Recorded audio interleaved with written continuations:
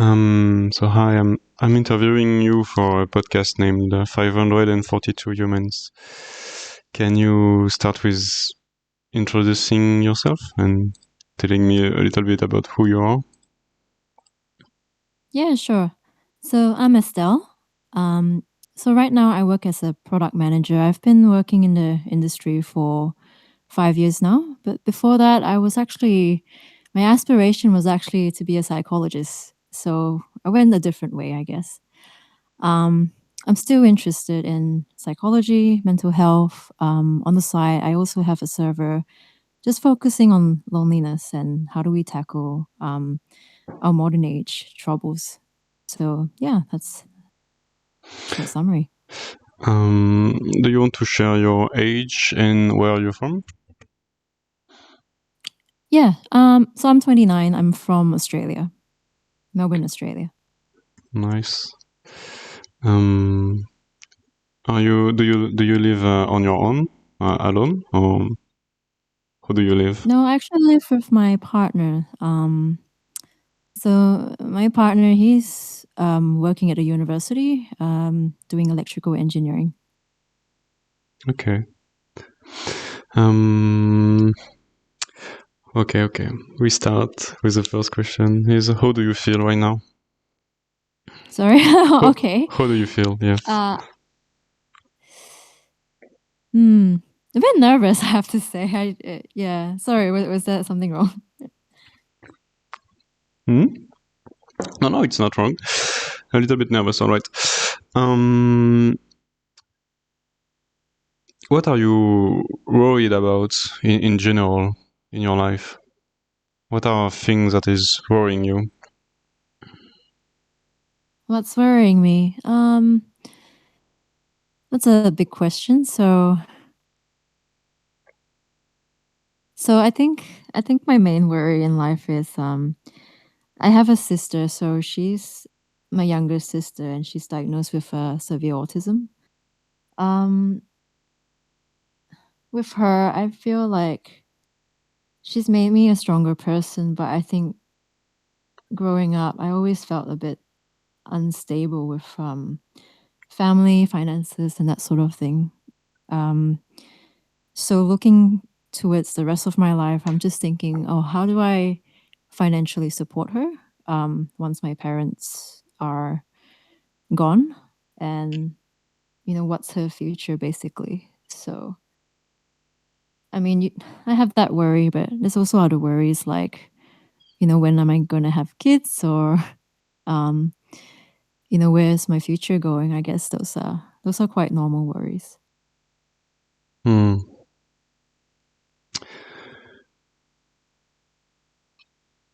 What are you proud of? What makes you proud? Feel proud? What makes me proud? Are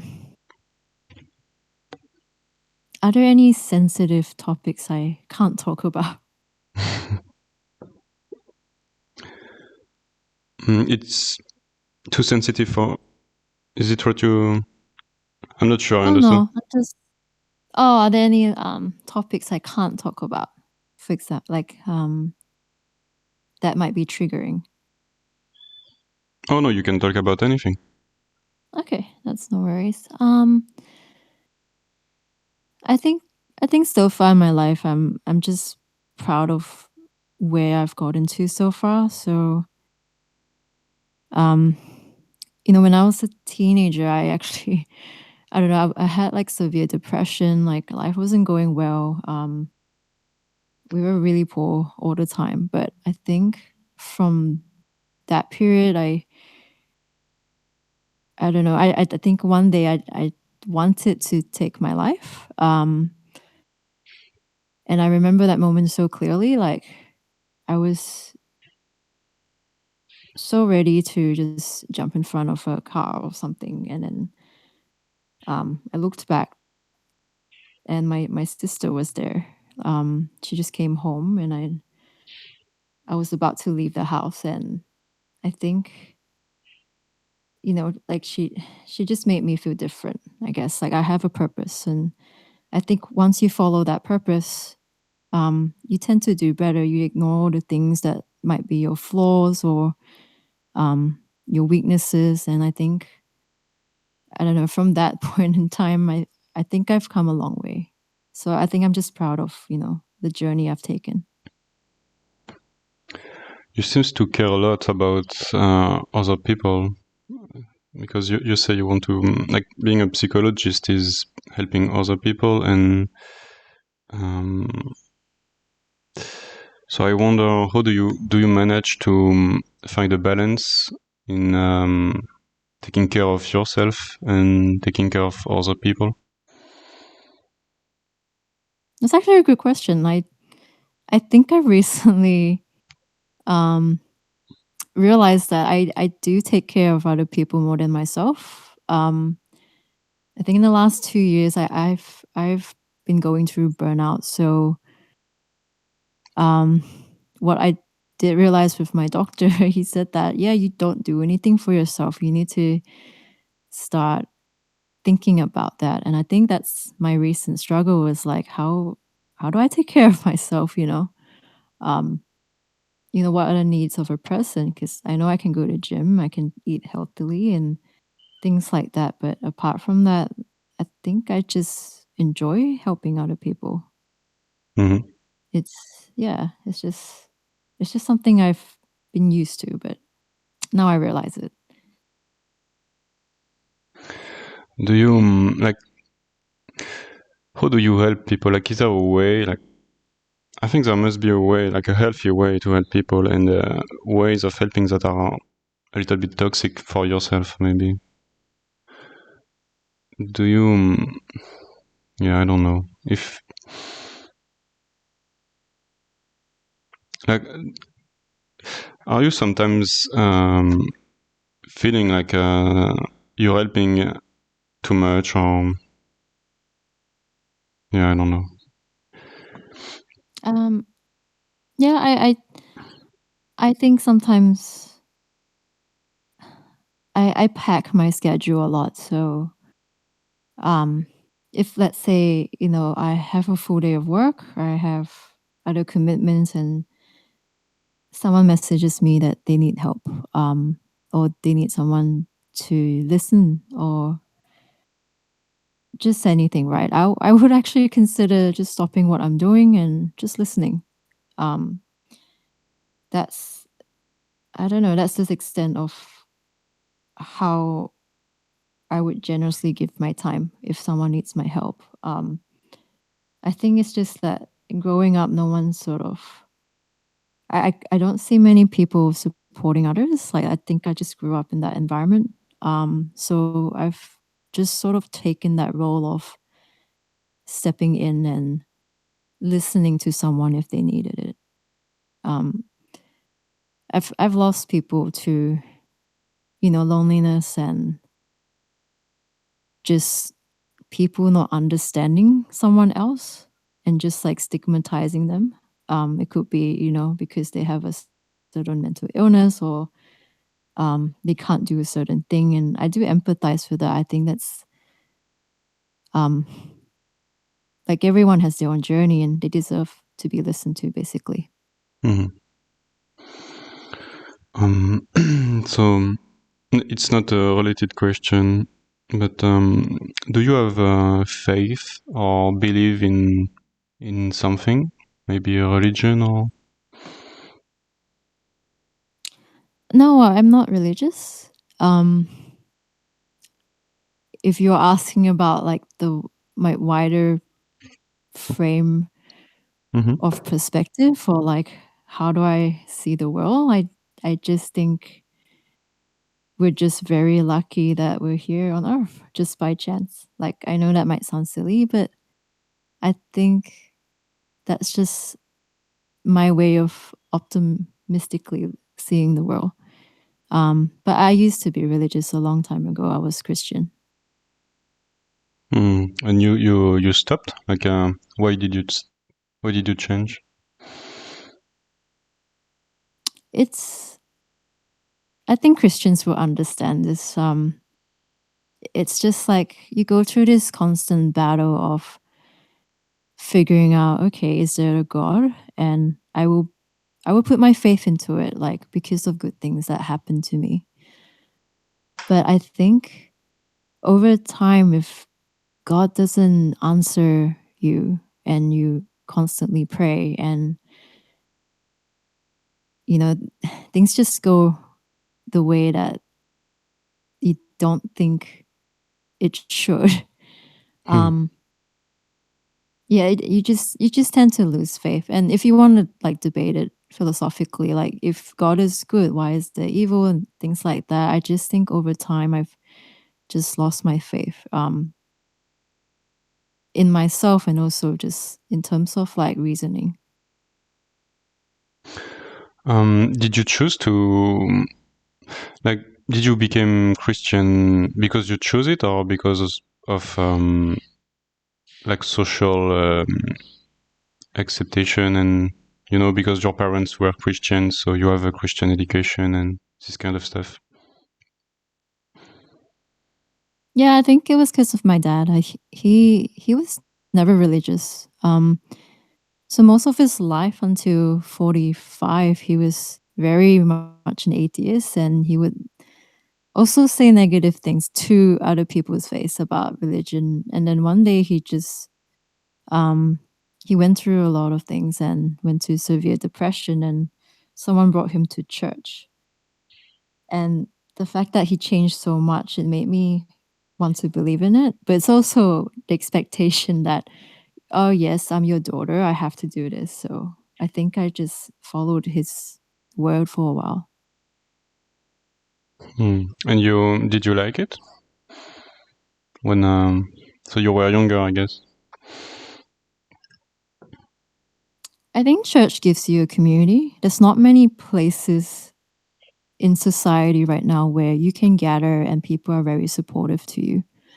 Um, they're willing to listen to your struggles and that sort of thing. So it was good at the time, but I also think there's also the other side of it where you're just expected to be a perfect person all the time. And if you ever do bad things, you sin and you're not a great person. So there was that aspect as well. All right. What do you think about politics? Just in general. Yeah. Do you vote? And do you identify to something? I do vote because I have to. I do follow politics. So, but I'm not very like a big believer to one party or another. I think I'm more of a centralist. Okay. What do you think about the politics in your country? It's chaotic. I think anyone who's Australian would notice it just doesn't feel like there are two sides anymore. Because recently, all the states in our country is now under Labor. So in Australia, we have Labor and Liberal, the two major parties. And I think regardless of which party, it feels a bit corrupted. Like everyone's just sort of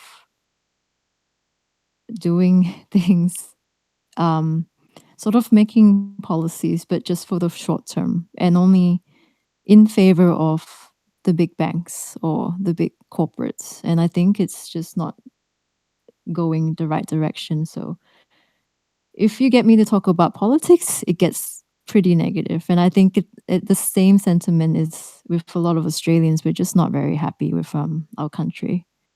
There's Hmm. no innovation here. Our education is declining. Yeah, basically the future looks not very good. But I do engage in it because I do care. Hmm. Do you get to talk about climate change? Like, can you see people worried about it and doing something about it, or is it something that is more like denied? I think I think people do speak out about our current system. We complain about it. Even on Reddit, people complain about it. It seems to get a lot of votes if you do talk about this. But at the end of the day, we're a country of complacency. That's just Australia's nature. I think a lot of our systems, they're not perfect because we don't it's like we don't work too hard because our priorities are, just enjoy life. That's the Australian way, right? Mhm. So I don't know. I think that people do want things to change, but it's like, who's going to do it and who wants to do it? That's the question. What is the most important thing in life to you? The most important thing. I think for me, it's really my partner and my family. It's not a very unique answer, I know, but I think over the years, it used to be, you know, trying to show that of my potential, trying to realize it, trying to be the strongest, the smartest, that sort of thing. But I think all those things don't matter. At the end of the day, it's really who's the closest to you and who do you care most about. I think that's what's important. Um, how long have you been with your? I mean, not specifically your partner, but have you always been surrounded and like how changed your relationships over time? How have my relationships changed over time? Yeah. So my first partner, um, I started dating very young. So I was 14 when I had my first boyfriend. But that lasted about 6 months and it wasn't a good relationship. I think he was much older than me. And I think now that I look back, I think I wasn't treated really well. But shortly after that, I met someone else and actually I had a 10-year relationship with him. Um, it was quite fulfilling. I think I grew up with him. We did so many things together and we shared the same worldview. We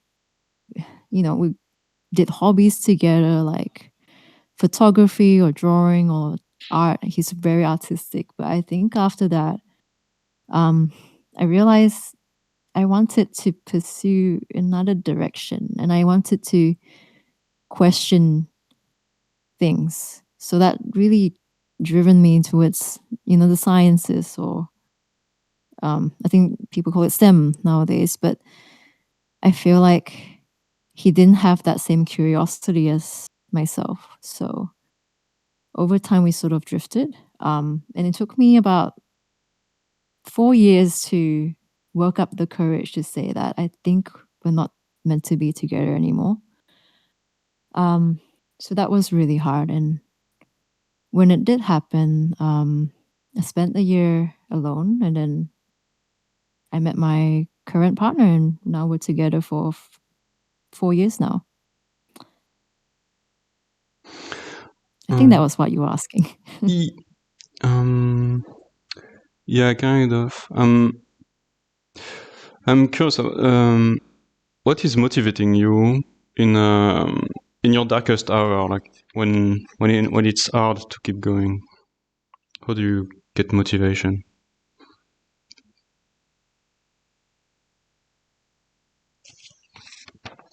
Yeah, that's a good question.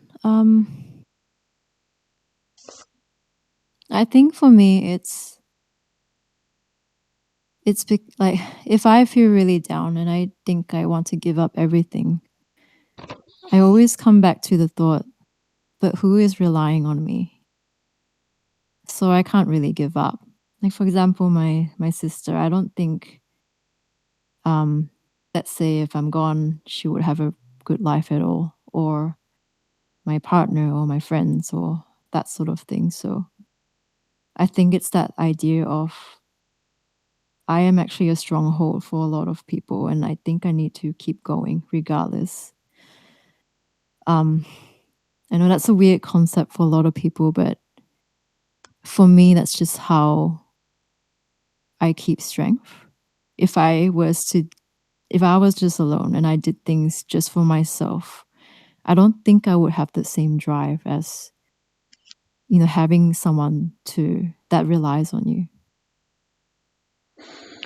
But do you really find fulfillment on helping? Like, I can relate to this, and I found there was a problem in living for other people. What was that problem?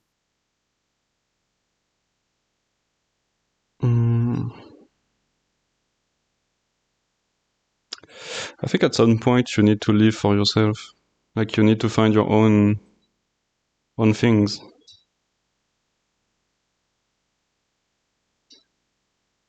Yeah, I see. How did you realize that? Because I was not. It was frustrating. I was not so happy and not fulfilled. Do you feel this sometimes? I kind of get what you mean. I think it comes at a balance. Yeah, of course, you need to do things for yourself, and I'm still discovering this. It's taken me 2 years to properly realize that I need to pursue my curiosities and that sort of thing, not just cater to other people. So I think if you have, you know, like for example, one of my curiosities is actually to survive in the wild by myself. I do things around that, like learning how to, bushcraft, or finding food, like, carving your own weapons. Like that's the sort of thing I'm really interested in. And no one around me gives a shit about that, right? So yeah, that's my own curiosity, and I am fulfilling my needs. But apart from that, just the day to day, I operate on survival mode for most of my life, and I think the thing that keeps me going is other people. Mm-hmm. But I guess if I got out of survival mode, that might look very different. So it's not that I've found fulfillment, it's more like I have drive because of this. What change would you like to make in the world, if there is any? I think, I don't know. I talk about this with my partner all the time. I feel like a lot of our friends' problems or my family's problems, they come from too much modernization. So what I mean by that is, for example, dating. I feel like we've tried to streamline and make efficient the dating process, like with dating apps and that sort of thing. And right now it's done the opposite. It's created a reliance on the apps rather than you actually finding your perfect partner or a connection, because people don't seem to connect well anymore. So I guess I feel like I would like to change the outcomes that technology has created. Which is really funny because I actually work in tech and I'm a product manager. So a lot of my job is thinking of how to, um, in the business sense, improve these experiences through technology. But I feel like we don't do that because in a corporation, you're not incentivized to do that. But I feel like outside of that, I would like to help people connect more, or find comfort in themselves or their confidence. So yeah, I guess that's your answer there. How would you make? How would you do it? Help people. So I'm starting. Mhm. Yeah, I'm starting small right now. Um, so I have a Discord server just focused on this topic.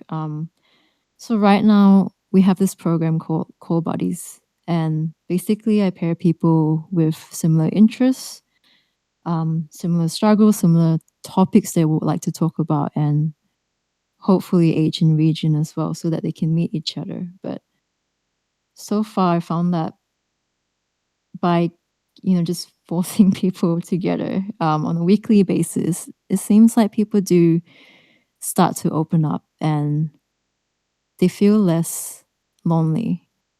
So I think for me, that's a start. And I know there's a lot of things to improve still. It's still sort of like in beta mode. But so far, I think we've gotten to a good progression where a couple of people are keeping in touch. They're sharing their troubles or they're exploring different topics together, like, for example, from Healthy Gamer or um, their own material. So, yeah, just starting small and see how that goes. That's really nice. Um, to you, what would be the best human quality? The best human quality? Mm-hmm.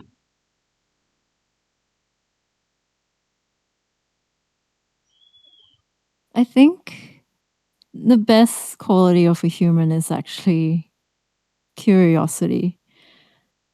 Um, I think, like, if you're curious, you tend to be a lot of other things as well. For example, if you're curious about someone else, you tend to build empathy or build compassion or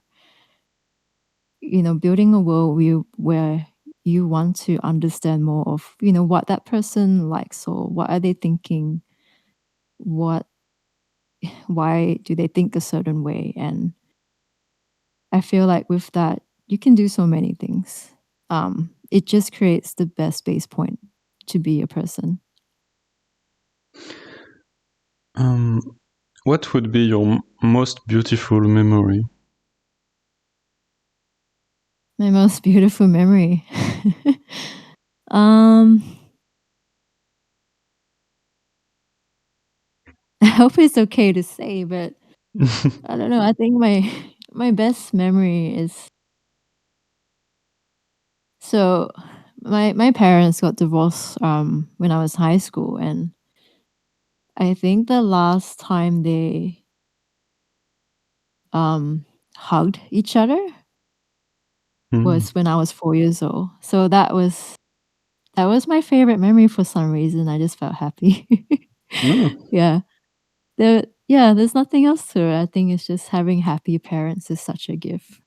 Yeah. Um yeah, I haven't felt that ever since then. So, what would be your greatest success in your life? Oh, I don't know. I think at this point in time, after all these questions, you find that I don't see success the same as others. I Mm-hmm. feel like my best success is actually finding um, my perfect partner. I don't think I would have a very nice life without him. We just have a good relationship. We talk about everything, and he's basically my support for a lot of things. And I know it's very hard to find that person for you, but I think we've just gotten to a great um, point in the relationship. Like there was just so many struggles or so many experiences, and I think, yeah, I think that's my success for me. Yeah, I can see it's a great success. I mean, really, it's often not. I mean, that's not what you would think about a success, but it really is. Yeah.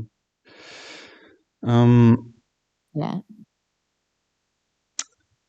do you have What would be your best regret? Your your biggest regret? Yeah. My biggest regret. So I might share something I feel a bit vulnerable about. Um, so when I was in university, I basically joined the pyramid scheme, and being the science student I was, I didn't give a shit about business or anything like that. But at the time, I was just so strapped with money. Um, then someone reached out to me someday, like I didn't even know this person. And then I told them my problems in life at that time. Like my family was strapped for cash, and I have this disabled sister and that sort of thing. Then she told me, "Hey, would you like to come to our business seminar? It might be the opportunity for you to help your sister." And so I stupidly just signed on without thinking much about it. I was just so desperate at the time. But that was my biggest regret because it really derailed the rest of my life. Like, I think I failed subjects in uni, it delayed my graduation date. Um, it made me a very selfish person, I think, because if you're sort of like that entrepreneur mindset, there's a fine line between being very self-centered and also wanting to help other people. And I think most people who are like that tend to be more self-centered. So I think I was like that, and I regret doing that um doing that cult Mm-hmm. basically. Yeah. Mm, how do you imagine the future in 20 or 30 years? How do I imagine myself or Or the my world, life? rather the world, or Oh, the world. like the lifestyle, and yeah, what might change? I think we're gonna need to get used to wearing shorts a lot. Um I don't know. I want to be optimistic, but I feel like the future is where a lot of us is going to be tested. Um it sounds weird, but that's probably why I like survival stuff, because I think we need to start thinking about how do we rely on ourselves and not all these resources from different corporations. For example, like you rely on your energy company, or you rely on your um your water billing companies or entertainment companies, that sort of thing. We've just become this society where we're relying on the larger structure, but we don't know any skills to sustain ourselves. Like I don't know any people who knows how to garden or make their own food, or even cook for a fact. So in 20, 30 years, I feel like we're going to start learning all those things. Very Sounds bleak, but I think, yeah, it's my perspective. Mm-hmm. I think it's very interesting.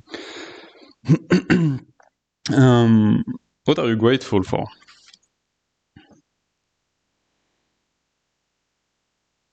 I know this is really simple, but I'm just grateful for having a functioning body. I think if you start to have health problems, you realize how like how lucky you are. I think I've met so many people through Discord where um they don't they can't do a certain thing and they can't work anymore because of their certain syndromes or mental health issues, and it just makes me really sad. So I think I'm just grateful for being able to talk and hear and doing everything basically. Mm-hmm. What What do you think about the younger generation? They're a complex bunch. It's just implying that I'm old. uh, so I think they have different struggles. Like people always make fun of Gen Z and whatever they do and what they're interested in, but I think they just grew up in a very strange era. Just a lot of things in the world going wrong, so I don't blame them for how they perceive things or how they are. So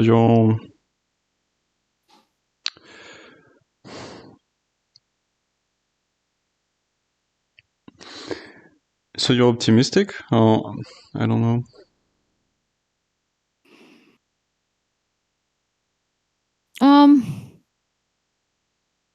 I'm optimistic, and also I know that there are problems. I think every generation before us has said that our the generation after is problematic. But we always forget there are also people who are brilliant in every generation. There's going to be people who will be the next change makers or that sort of thing. They just don't get any time in the news or social media. So I think generally, yeah, maybe I am optimistic. What would be the difference between the older generation and the younger generation to you? So I'm a millennial, right? So the older generation is the boomers and the Gen X's. I think they the boomers grew up in after the war where everything is improving. So of course they're going to have the mindset they have where if any struggles that the younger people have, it's just diminished. Whereas the younger generation is sort of growing up in a time where, everything's sort of done. So every innovation seems done. Like what basic needs are left for us to solve, right? Every other new service or new business is just something we don't really need. Like I don't need another dating app, or I don't need another streaming service, for example. But so many people are out there creating the next Uber or something like that. So they're just born in a time of surplus. And where do you go from there, right? So I think they're just confused. But I think confusion is normal, and that's where we sort of improve from. So I don't know. Mm-hmm. I think it's just different. Yeah. So do you have an opinion about the older generation? The older? Mm-hmm.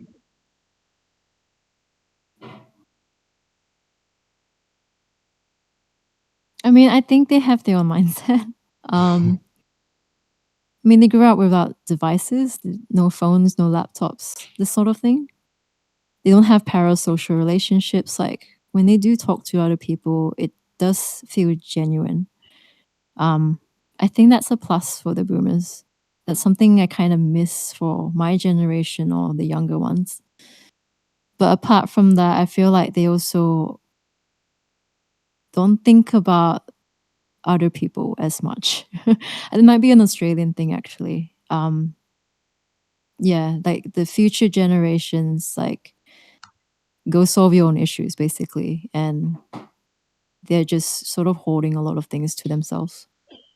Mm-hmm. What kind of people do you like the least? I don't think my answer is unique. I mean, the people I like the least are basically very close-minded people that can't seem to understand another perspective. I mean, it could be that way for lots of reasons, but I just can't have a conversation with someone who doesn't ask questions and always sticks to the same opinion, basically. Mm-hmm. What kind of art influenced you the most? Like, is it Sorry, I book? think I heard Yeah. art instance. No, art, like books, movie, music, series. What kind of media or art influenced you? Is there, What kind of media art? or rather, how do you find inspiration, or what is inspiring you? I think inspiration comes from everywhere. I mean, I have favorites of each medium, like books or galleries or a song even. So I don't know, it just depends. But I think in recent years, I've found inspiration from video games a lot. Which one? I know a lot of so for example, I think Yakuza left a big impact on me. And people always think it's weird I answer with that because in all the videos online, it's like comedic. If they punch someone, suddenly the light post just blows up. But I think it's more than that. I actually really enjoy story-driven games. It sort of teaches you another perspective of life by using like bigger themes. For example, like you know, corporate corruption, or it could be like how big pharma controls a lot of our medical systems for healing and that sort of thing. But it does it in such a personable way. It takes like a character where it's basically the degenerate of society, right? But you relate to them so much because of all their struggles and who they meet, and also sometimes things are outside of your control, and this that has nothing to do with you. Um, I don't know. I tend to come back to personable stories for inspiration and less of like more, I don't know, how do you say, like more set in stone facts, things like that. Like, like how do black holes work, that sort of thing. I think it always comes back to like, yeah, a story. Mm, is there a valuable life lesson that you want to share? Like an anecdote, an experience, or yeah, just a life lesson? I think I'll share my recent one that I've Mm. just realized is basically don't work so hard that your body deteriorates, because after that life does not matter anymore. Um like it doesn't really matter if you become CEO by 25, or you achieve, I don't know, like $5 million by 30 or something. Like just don't break your body on the process. I think it's so important. Mm, what do you think could be improved in education right now? See, that depends where you're from. Yeah, Do you for mean you, in just for you. Australia? Yeah, just for you. Yeah, Australia. Australia. um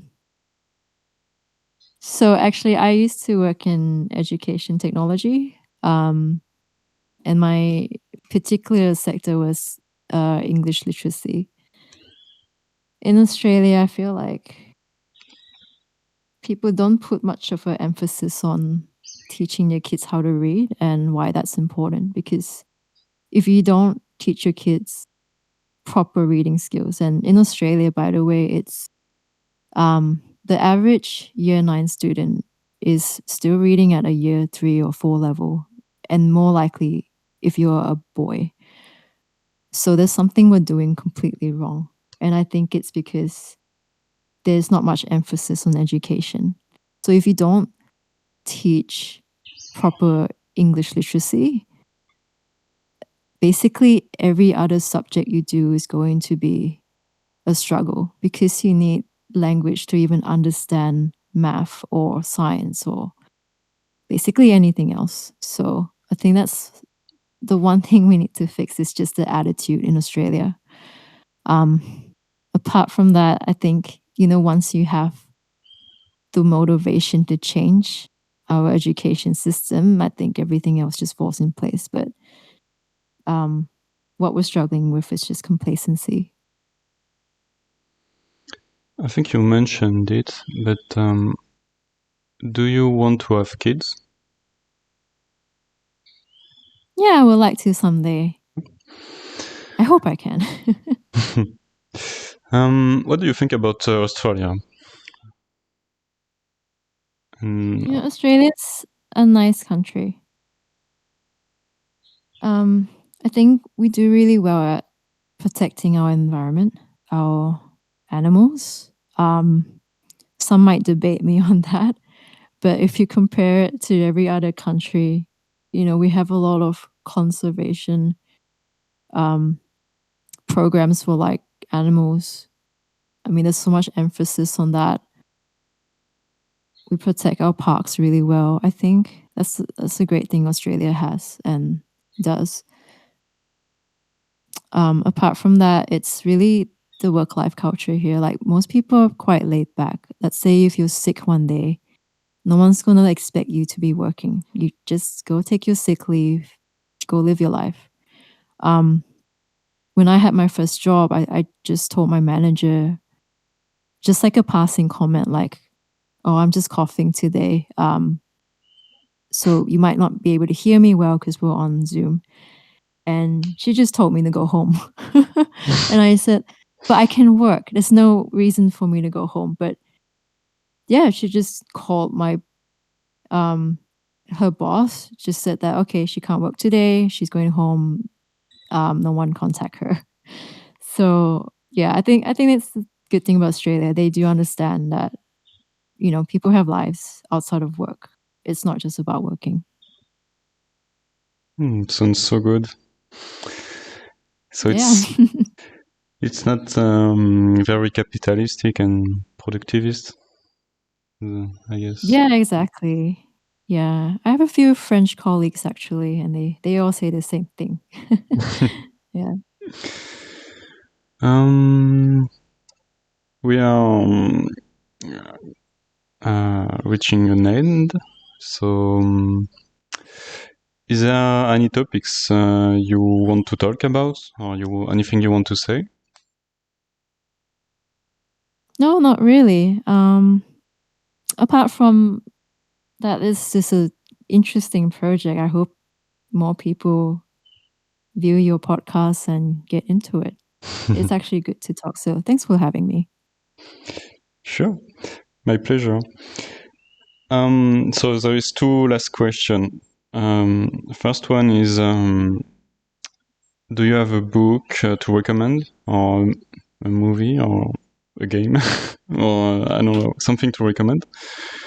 Could be multiple things. And yeah, go ahead. Sure. Maybe I can recommend a book. So I've been reading Stories of Your Life and Others by Ted Chiang. It's been really good so far. So it basically takes the concept of what happens if fiction was real, or different, like science fiction. Sorry. So I'm currently reading one about what if everyone knew God and angels and hell was real and heaven. How do we value life differently, and how do we perceive miracles basically and shortcomings? So I recommend it. It does challenge you on how you perceive your life as well. So that's one thing I recommend. Did it influence you a lot? I guess so. I think it made me understand people differently. It made me understand that how perhaps like people that were close to me that were Christian perceived their own miracles.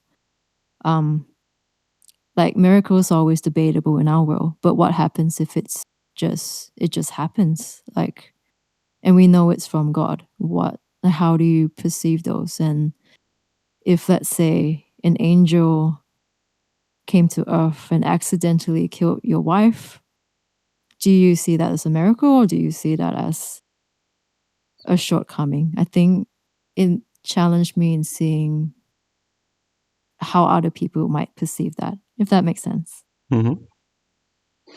Is there anything else? Another book? Or...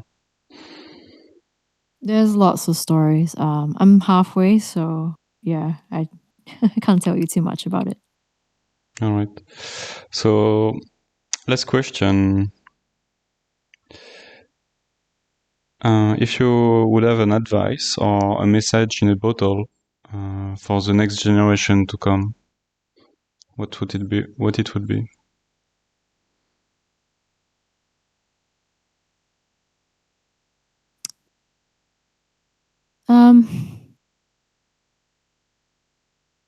Think bigger than yourself. There's so much more to the world than the immediate issues in front of you. I'll just keep it there. All right. Perfect. Thank you, Estelle. Great, thank you.